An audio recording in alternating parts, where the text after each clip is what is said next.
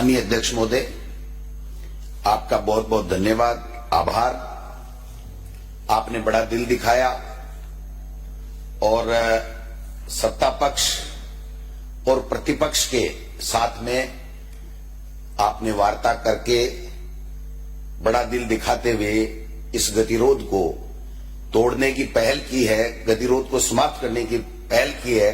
इसके लिए पूरा सदन आपको बहुत बहुत धन्यवाद देना चाहता है। माननीय अध्यक्ष महोदय, क्योंकि प्रतिपक्ष अपनी बात सदन के माध्यम से आपकी अनुमति से ही कह सकता है, और जब से आपने अध्यक्ष के पद पे आसीन हुए हैं तब से हमेशा आपने प्रतिपक्ष को संरक्षण प्रदान किया है। ये बात कहने में मुझे किसी तरीके का कोई शंका नहीं है। माननीय कैबिनेट मंत्री जी ने भारत रत्न स्वर्गीय इंदिरा गांधी जी पूर्व प्रधानमंत्री जी के लिए अमर्यादित टिप्पणी की और उसको प्रतिपक्ष एक्सपंज कराना चाहता था।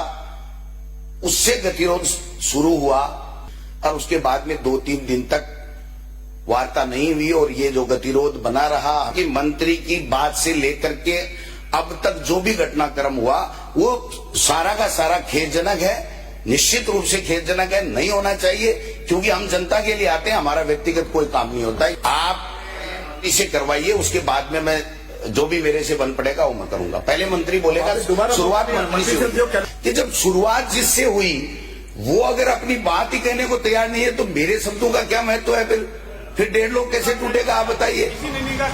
आप मंत्री की बात सुनूंगा मैं, मुझे लगेगा कि इन्होंने वास्तव में रियलाइज किया है तो मैं 4 बार कर लूंगा, लेकिन मंत्री रियलाइज नहीं करे और मैं उससे पहले रियलाइज कर लूं, ये संभव नहीं। और मैं चौथी बार चुनकर गया हूं तो मैं समझता हूं कि आसन का सम्मान और 1.5 लोग कैसे टूटना चाहिए। लेकिन 1.5 लोग की शुरुआत जब मंत्री से हुई है तो मंत्री अपनी बात कहते फिर मैं कहूंगा ना, क्रांतिकारी।